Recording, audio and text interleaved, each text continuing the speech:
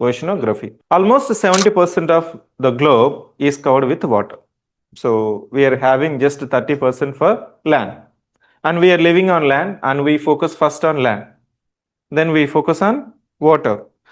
Life on water is directly related with life on land. మనకి ఇప్పుడు sustainable development goals ఉన్నాయి కదా, ఈ ఎస్డిజి గోల్స్లో life below water is having the direct relation with the life on soil.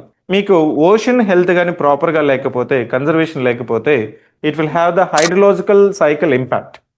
మనం ఏదైతే వర్షపాతం చెప్తున్నామో, రెయిన్ఫాల్ చెప్తున్నామో, ఇదంతా ఎక్కడి నుంచి వస్తున్నాయి మనకి వర్షం? సింపుల్గా రెయిన్ఫాల్ అనేది మనకి మాయిశ్చర్ కండెన్సేషన్ అవుతుంది, సో ప్రెసిపిటేషన్ అయ్యి మనకి రెయిన్ఫాల్గా వస్తుంది.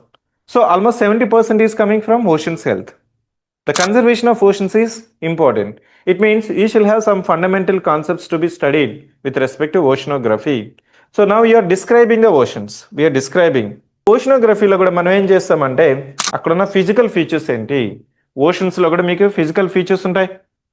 మిడ్ అట్లాంటిక్ రీజన్, మీకు అట్లాంటిక్ ఓషన్లో ఆల్మోస్ట్ నార్త్ నుంచి సౌత్ వరకు సముద్ర భాగంలో అంటే below the water you have the continuous mountain range that we call as a mid Atlantic range. So సముద్రంలో కూడా మీకు డిఫరెంట్ ల్యాండ్ ఫామ్స్ ఉన్నాయి. ఈ ఓషనోగ్రఫీలో will be studying about physical and chemical characteristics of the ocean. వీటితో పాటు will also study about oceanic currents, warm currents, cold currents, so Kuroshio, Oyashio, Benguela current.